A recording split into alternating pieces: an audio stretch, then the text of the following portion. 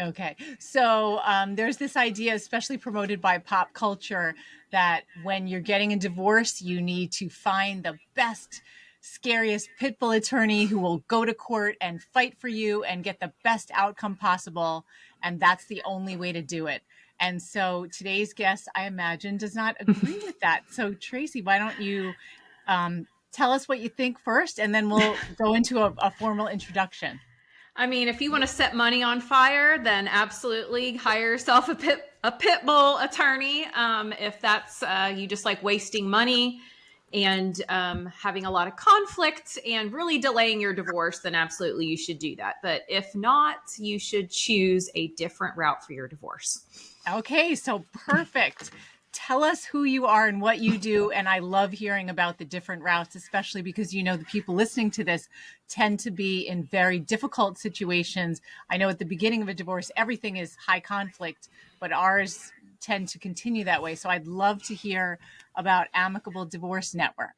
Absolutely. So my name is Tracy Moore-Grant. I'm the founder of the Amicable Divorce Network. And it is the only organization in the entire world, and it is global, that vets divorce professionals. And that's everybody: real estate agents, attorneys, financial professionals, on 3 criteria that we vet on. The first is experience in family law. 5 years minimum experience is required.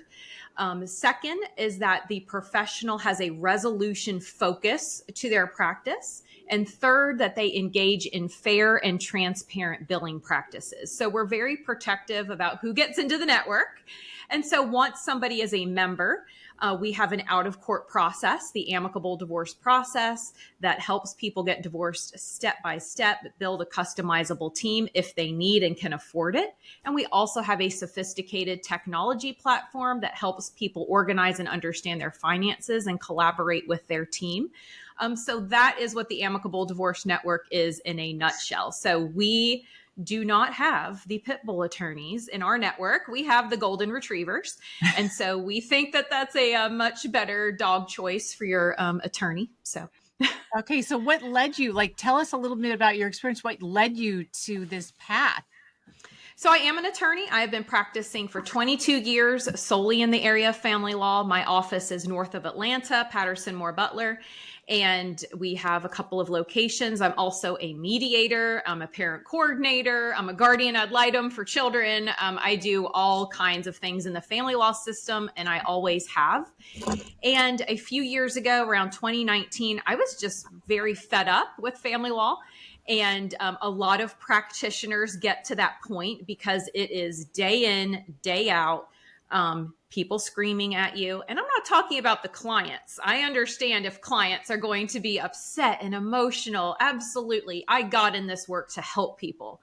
But I found out that I wasn't able to help them mainly because of the opposing counsel. Oh my gosh, you're the second lawyer I talked to this week who said the exact same thing. Yeah. So if my case randomly, the other person selected a high conflict opposing counsel, I was on, and my client was on, a wild roller coaster ride. I could never answer the questions that are very reasonable. How long is this going to take? And how expensive is it going to be? And what's going to happen? And I thought, there really should be a way to control and be able to answer those questions for people. How stressful to go meet with an attorney and ask those questions and not be able to get any sort of answer, for the answer to be, I have no idea, because it really depends on how the other attorney behaves. And so I really wanted to create an organization and environment for people to both practice divorce work as professionals, but also for people to get divorced in a better and more controlled environment. Okay, so now I know that amicable divorce, in probably a lot of people's heads, they compare it to collaborative divorce, where each party has their own attorney, and often there's a mental health professional and financial professional involved. How does yours differ, or how is it similar to collaborative divorce? I think we're the same in that we have the same mindset. We want to collaborate with the right professionals, and we want to help people resolve things out of court. But it is different. First is that we do vet people prior to being able to say they're in our network. Collaborative law, anybody can take the training. So you could have a high conflict person who's taken collaborative training. So we have our gatekeeping at the very beginning. So once we vet a professional and we vet them to their peers, two other professionals who have worked with them. So once they get in, then they can take our training. The second part is that the team of professionals that is utilized is not mandatory. So we call in professionals and bring them in as needed and what the parties can afford. Having an amicable divorce can be 100% free. We are utilized by the University of Georgia Law Clinic, and they don't charge for their services. Our technology package is free to our members to use. And so there can be zero cost to it if that's what the needs of the parties are. The third part is one that many people don't understand about collaborative, and that is that they all compromise their confidentiality. And so you don't have attorney-client privilege. You don't have privacy with your coach or the financial professional. And so if your case just can't be solved collaboratively, everybody you've been working with then has to excuse themselves from the case so that it can enter the court system. We do not do that. Nobody changes their normal role. My attorneys, I have attorney-client privilege with them. They have privilege with anybody that normally has that in their business. What I have found is if you are working with normal professionals who are all focused on helping the parties resolve things, you don't need to compromise your confidentiality. And if you have to access the court system, you can use the same people that you have been using. You don't have to start over. So it really saves time and money for people should that event occur. But we're actually pretty successful with getting them over the finish line. Oh, that is like such a pleasure to hear. So you're making me think back of my own divorce. I chose an attorney who seemed very socially intelligent, had high social emotional skills.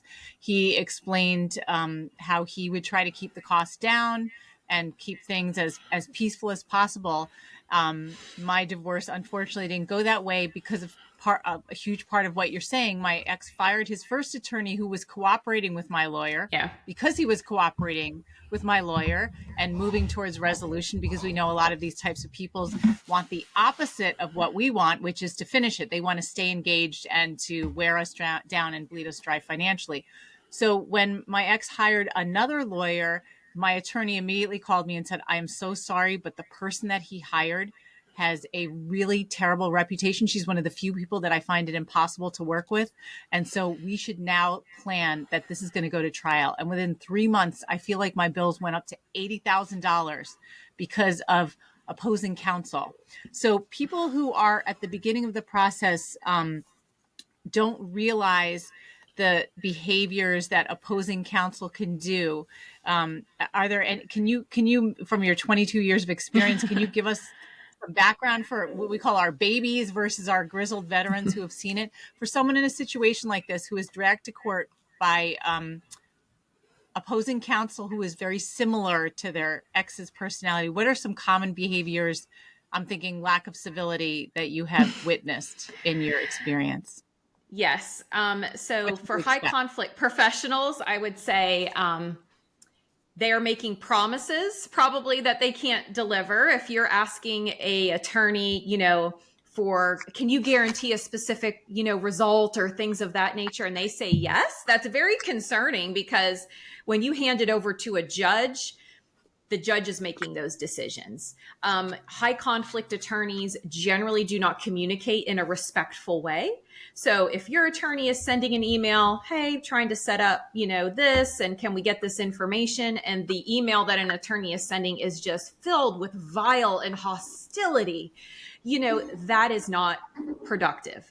You pay for someone's anger. So when you are angry and starting your divorce and you want to hire this pit bull attorney to represent you, you are paying for that personality. You are paying to project your feelings into the system, into that professional, and you're increasing your costs. And the result that you get is nothing. You get nothing productive from that as a person. And so, yes, you will see no focus on resolution, only court hearings, only depositions, only requests for documents. no talk about mediation, no settlement offers, all of these different, types of things. And if somebody's very upset, and most people are, nobody's happy to start a divorce. Everybody's brokenhearted, perhaps they're betrayed, whatever those complicated emotions are. And I have sat there myself. I am divorced, so I absolutely understand that. It is not a good use of your resources or funds to then try to get your professional to be aligned with you emotionally. That is also, in my opinion, very unprofessional. So you should not be taking on the emotions of your client. Your job really is to steer them to the best result possible for them, which in my experience is rarely saying that a stranger judge should decide anything about your family. Yeah, I'm glad it's so validating to hear you say this. And I hope that attorneys, probably not the ones we wish were listening, would listen to this. Some of the stuff that we see also from clients on the other end of this and we tell them to expect it, is to be bullied and personally attacked by opposing counsel. When you think about the trauma that people have already endured, plus the difficulty of any divorce, and to have it happen again and again by now not just their ex, but their ex's attorney, it's just a horrific experience. Exactly. It's another divorce in itself is a trauma. Whether it is amicable, uncontested, peaceful, it is still probably one of the biggest traumas that people will go through. It changes their finances, their home, their dreams and expectations for the future. And so to then have these high conflict professionals in the equation makes everything so much worse. And it's worse even for the person that has hired them, because they're having to pay for this behavior. They're having to, also, deal with it. And so they're still stuck in the cycle as well. And for a certain period of time, even if somebody is, absolutely crazy, they may enjoy that type of, oh, I'm getting to you, type of thing. But the end result is it does nothing for anybody but increase cost and make that high conflict attorney rich.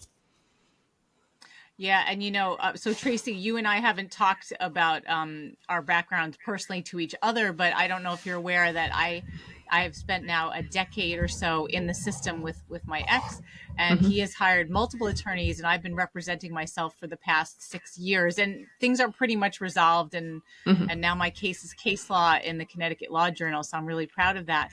But one of the things that I've realized along the way is that I feel like opposing counsel, the number of lawyers that my ex has hired in 2 different states to represent him, have financially abused him worse than anyone else could have. And I see it because they, I think, pushed him to appeal 4 times, even when a retired appellate judge said, this is not going to go in your favor, sir, like, don't do it.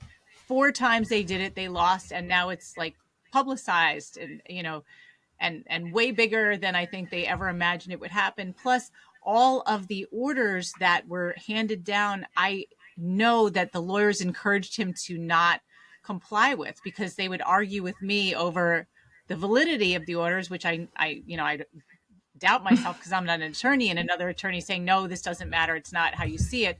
Luckily, the judges did agree their orders were orders, but the process of dragging it out really cost him a lot in penalties, interest, and all kinds of other things. So now it's nearly 10 years later, and I feel like he's angrier than ever because of, in his mind, the injustice. And I know is because his lawyers probably promised him a different outcome and led him down a path which ended up not working out, unfortunately. And I just think of like the waste of resources and time and energy, not just for him, but for me and for our children, because of a decade of this.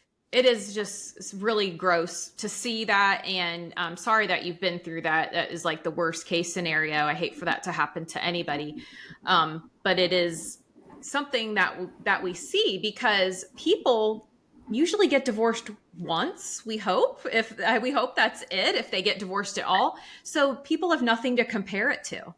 So you don't know, like, this relationship with this attorney, the way that they're behaving is unusual. It's not like buying a car. You might do that a couple of times. And so if this person is saying, I'm making all the right moves and I'm fighting for you and I'm doing all these things, that may be accurate and it may not. And it is totally 100% okay to get a second opinion.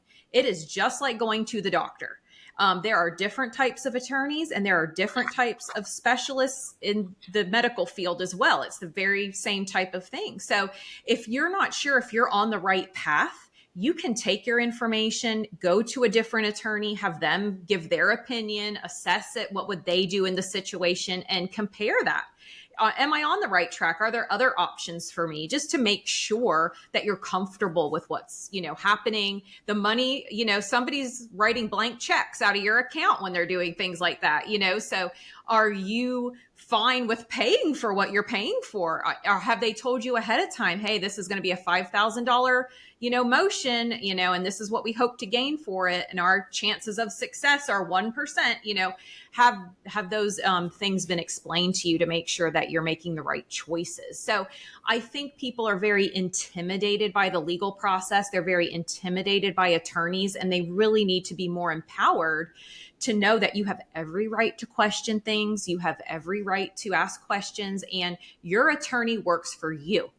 They are to be advancing your best interests, not theirs. And so if you're like, I don't want this to happen anymore, I do want mediation, I do want you to make a settlement offer, you need to be a teammate with your attorney, not that they're completely driving the ship. I know Chris is off camera, but I don't know if you're aware also, but we had a book that came out earlier this year, and it's been there, got out, and the subtitle part of it is How to Stay Sane Under Insane Circumstances. And there's a chapter on how to choose the right attorney. We have a partner who also wrote the foreword to the book, who's an attorney from Canada. And we do a series called The Client as Consumer, and we advocate exactly what you're saying. And we call it taking strategic oversight of your case and being really educated, but especially in that chapter, understanding what is expected from the client-attorney relationship, and knowing that you should be asking questions and you should be collaborating with your lawyer, because in the end, you are the one who has to live with the consequences. You know your ex better than anyone, especially better than your lawyer. For me, being a pro se or self-represented litigant, I felt like I know my case. I know my details better than anybody, because it's my only case, because it's my life. So realizing that anyone who hires an attorney, that attorney generally has other clients too, and that you shouldn't look to an attorney to save your life. You have to stay on top of things. And I'm glad that you're echoing that it is a tremendous responsibility to educate yourself, and also to ask questions to find out exactly what's going on. And again, that's why I'm so glad that you agreed to come on and help educate people about this process. Now, something I wanted to ask you is Chris and I do workshops for professionals, and we did something with a pod of collaborative divorce professionals. And I thought that of all types of people, and I'm now including Amicable Divorce Network in this, that because you are trained in keeping conflict low, that you would be the best types of professionals to put a fence around legal abuse, to put a fence around what we call like the Wild West of family courts, where things get out of control. But when we brought it up to this group, a couple of them said, we don't like working with high conflict. So how do you how can we get our clients, because we deal only with high conflict, a lot of domestic violence situations, how would you encourage someone who, say, in a difficult relationship, knows they want to get a divorce, wants to save time, money, and energy, keep it as low conflict as possible? How could they convince their partner to come to Amicable Divorce Network or something to keep it low? How do you deal with high conflict personalities? First, so when somebody initiates an amicable divorce, the other spouse gets a very nice letter about how it is lower conflict, it is lower cost, they want to maintain a co-parenting relationship, post-divorce, all these different beautiful things that we really try to make happen for the parties. And they get a book on amicable divorce, a nice booklet, and they get a list of attorneys in their area to make it as easy as possible to deliver that messaging to the other party. We don't run to the court system and serve anybody, but we do train all of our professionals on how you can navigate difficult topics and still get the case resolved. We actually do a 2-day training to become a certified amicable divorce professional, which is only available to our members. And it's called the Road to Resolution. And so we start at the beginning of a case all the way to the end. And then we go through difficult roadblocks. We go through addiction. We go through personality disorders. We go through small business valuations. We go through other topics to teach our professionals, hey, you've hit this roadblock. It's going to get a little bit rocky, but here's how you can still resolve it outside of the court system. Because the reality is statistically, over 90% of cases never see the inside of a court system. They are resolved through mediation, through negotiation, on the courthouse steps, through kitchen table agreements. And so the reality is people can really focus on starting their case with resolving their case as opposed to starting a case that they're preparing for litigation. Because litigation is statistically very improbable in any case. And so it shouldn't be, there shouldn't be expended funds on that. And no matter what the difficult issue is, they get resolved. Most divorce cases don't go in front of a judge. They reach a resolution. So let's focus on getting those resolutions on the front end. Yeah. And as you're talking about that training, I'm like, this is amazing. I'm thinking about how a lot of times in these difficult cases, people will come to, let's say, a mediation or trying to come to a settlement proposal, at least with a list of like blaming and accusations. But we know that makes someone leave the table. That doesn't work with difficult personalities. So I'm so glad to hear that you have specific training on a couple of things you mentioned are in our book, as well as like red flags for a potential high conflict divorce. For example, addiction, when someone is not in some sort of recovery, they don't have good judgment and they can't often even make decisions in their own best interests. So it makes things more difficult to deal with. And same thing with personality disorders. They're not thinking straight. A lot of times they're not thinking long term. They're not thinking of best interests of the children. It's just that there's so much anger during that moment that they're often thinking, I just want to destroy the other person. Right. So I'm really glad, because I'm sure you hear all the time, like, lawyers need to be more educated, judges need to be more educated. And like you said, most of the time it doesn't go before a judge. In a lot of our cases, the ones we deal with, it does, but there's many opportunities before that to try to work something out. So it's way more helpful to have lawyers who understand the different approach that some of these cases require, that it can't just be coming from a perspective of logic, because often logic just doesn't work all the time. Yeah, absolutely. So yeah, I was going to ask, so you're in Georgia. Are you geographically limited, or tell us like how far reaching Amicable Divorce Network is? Yeah, so Amicable Divorce Network is an international organization. So we have members all over the United States, Canada, and the United Kingdom.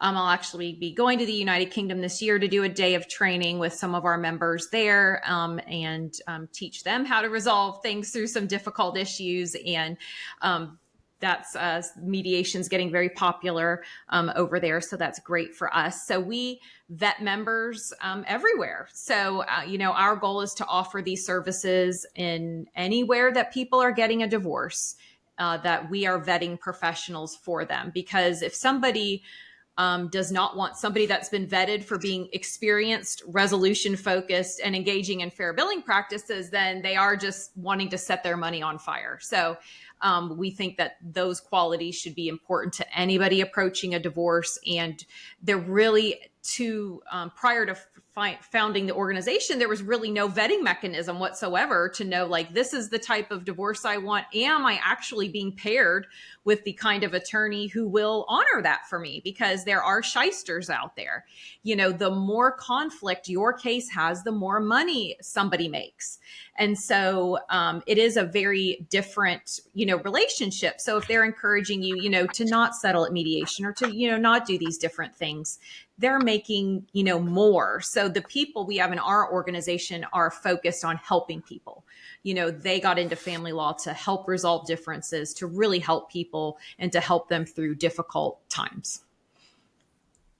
Yeah, and as you're saying that, it's just making me think about a conversation that Chris and I had with a friend of his years ago who's a divorce attorney in Virginia. And in our heads, before we spoke to her, we thought, okay, if it's a high conflict personality, then you're going to have a high conflict divorce. And she said, not at all.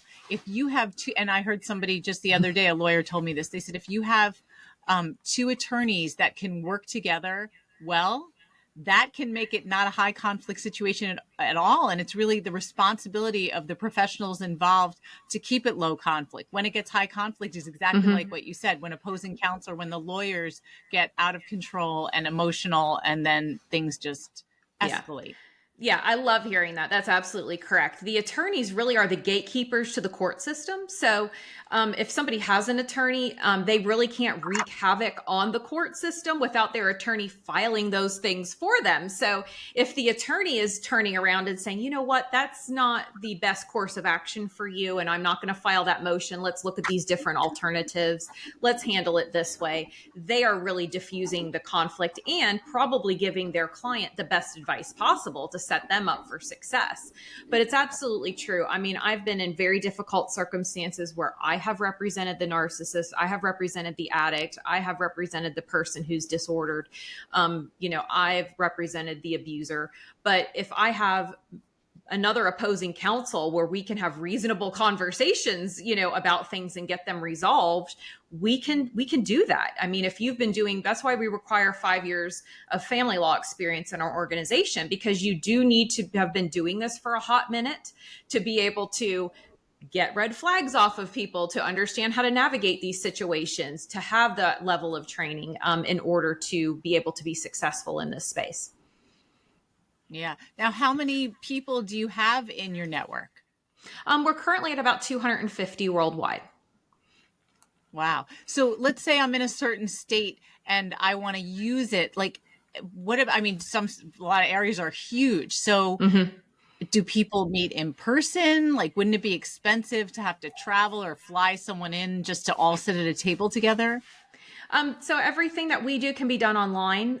We were founded in Georgia in 2019 and didn't really anticipate this, but when COVID came along, we were already ready with an out of court process. So when people were sheltering in place and were like, I can't stand this person anymore, and the courts were closed, we were doing online mediations. We were doing our process outside the court system, step by step, to get people resolved, file it as an uncontested case at the end, and then only have the judge sign off on those. So our process can be, and I have several clients, I joke with them, I don't know how tall you are, because I've only ever met with them on Zoom. I represent clients all over the state of Georgia, and only on Zoom. A lot of people are choosing that really as a default these days, simply because they got so used to it during COVID and they don't want to get out of their comfy clothes. So we can mediate on Zoom. Obviously, our technology platform is on the internet, so it's very easy to do start to finish. I had a couple of clients that never even took off work. We handled the whole thing. They were sitting at their desk on their lunch hour. So we try to make it as easy as it can be for people. It's hard enough already, and to really streamline everything. That is just amazing. And I'm glad that you highlighted again the issue of the court's calendar. So when someone is stuck in the court process, you are on the court's calendar, and it's really overburdened, and especially so post and during COVID. And so often people have to wait months for their next appearance. I know with one appearance for me, it took 15 months to get a court date. Yeah. And so, but what you're describing completely eliminates that, where things can get done a lot more expeditiously and during your lunch hour while you're wearing your pajamas. I mean, how amazing is that?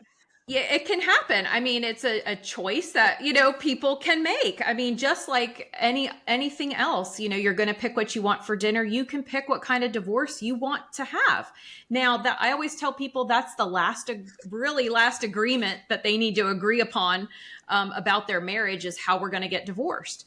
And so when two people agree to do the amicable divorce process and hand it over to the professionals, everybody is dedicated to getting them divorced that way. That's what we're all very passionate about. They're very protective of who gets in the network because, they really want to be working with good people that have a passion for helping people get through difficult situations. Yeah, I know. We're always talking about the cost benefit analysis and thinking about what it really takes to get a divorce or to deal with a court issue, and how it's not just legal fees that have to be considered, but it's the time that you're taking away from work. It's the emotional energy that you're spending, just not being able to sleep, not being able to parent really well. So this sounds like such an amazing option if you can get your ex to get involved with it, but just to save, again, not just the money, but all of the energy and the delaying, so that you have the chance of moving on with your life so much faster and more easily. Yeah, most people are attracted to it because of the cost savings. So that's how we sort of get people to be interested in it and to learn more. And the other benefits, they will probably never understand because they didn't have a high conflict divorce. So they'll never really understand how great their divorce was. The professionals are high-fiving each other. Oh my gosh, we navigated that great situation, but the clients really never have an appreciation for having a good divorce. They have nothing to compare it to.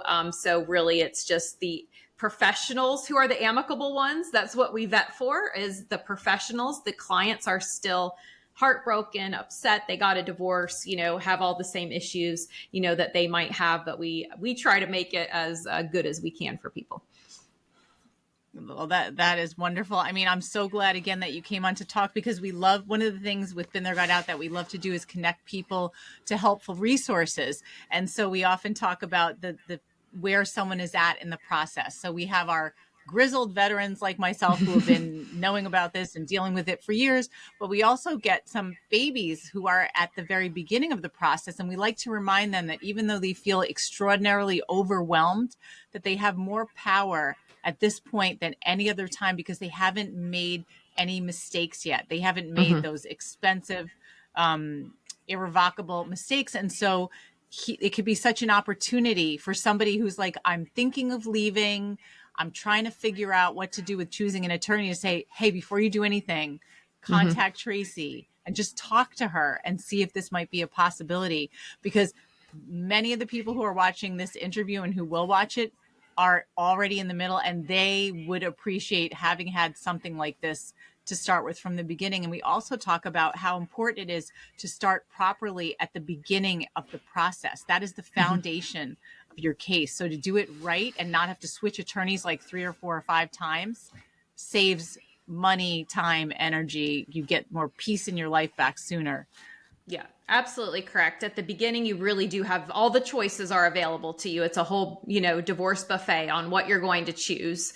And it's important. It's a very important decision. It is the only thing that will occur in your life that will impact everything: your children, your home, your finances, your future. It impacts every step of the way. And people really aren't hesitant to reach out to a real estate agent to sell their house. And that's just your house, so make sure you're choosing the right professional to juggle all of the pieces of the puzzle. Ask the right questions, ask what experience they have. You should be asking, how many cases do you resolve? How often do you go to court? And because if their response is something like, oh, all my cases go to court and I win them all, or, it's anything around 50-50, that's a red flag to me, because statistically, then they are an anomaly within the system. They should be saying that 10%, 15, 20% maybe go to court. Some cases require some sort of minor hearings, but, in general, they should be telling you, oh, yes, we use mediation, we do these things of that nature, and meet with different professionals. Meet with 3. Look at their website, see what they're all about. Are they also mediators? What is their other experience? And get the feel of 3 different people and what they would recommend to you as a course of action, and see what feels comfortable to you. It's a lot like dating, right? You don't just pick the first person, you compare them to some other people, and you want to make sure that you're making that correct partnership, because they will be driving the ship of your life into the future. Yeah, so important. Okay, so Tracy, how can people find you? So you can email me, info@amicableddivorcenetwork.com, and you can reach out with any questions about amicable divorce. You can also use that email to recommend any professionals. If you're listening to this and you're like, oh my gosh, I worked with this great person, they should be in this network, you can recommend them as well on the email address. You can also go to amicableddivorcenetwork.com if you want to search our membership directory for anybody who might be in your area. We also have lots of articles and resources there, as well as on divorceamicably.com, which is more for people going through divorce. So Amicable Divorce Network has a lot of professional content. Divorce Amicably has content for people going through divorce, some articles and resources there. But if you ever get stuck or need some help, just email info@amicableddivorcenetwork.com and we'll get you pointed in the right direction. Oh my gosh, Tracy, thank you so much for talking with me today. You're welcome. Thank you for like a having me. godsend, and I'm so excited to now have you in our mental Rolodex of people Yes. to be able to refer our clients to, and hopefully start to put, again, like I said, put a fence around some of the conflict by taking away these really difficult lawyers who just fan the flames. Yeah, I think over time we will see that they are not going to be in business anymore, because we're just seeing the trends with people getting more educated. Millennials and different generations are not into the high conflict divorce thing. They're smart. They've seen their parents get divorced. They're making different choices. And so, like Taylor Swift said, the trash will take itself out every time. And so I think eventually that'll help and happen here in family law. So hopefully over time, maybe not in my generation, but they won't have any clients anymore. So. Oh, that would be wonderful. All right. Well, thank you so much again, Tracy. And let's definitely do this again. Absolutely. Thanks so much. Okay. Bye. Bye.